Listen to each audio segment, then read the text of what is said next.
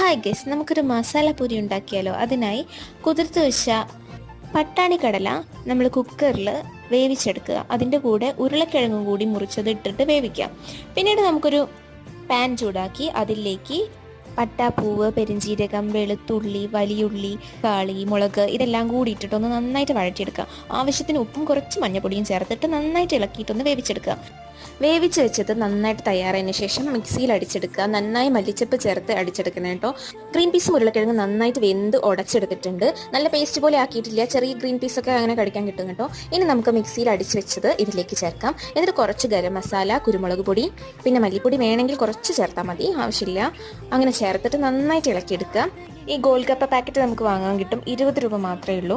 അത് വാങ്ങിയിട്ട് സെൻറ്റർ ഒന്ന് കൈകൊണ്ട് പൊട്ടിച്ചിട്ട് അതിൽ ഈ മസാല നിറച്ച് നമുക്ക് ഒനിയനും തക്കാളിയൊക്കെ വിതറിയിട്ട് കഴിക്കാം.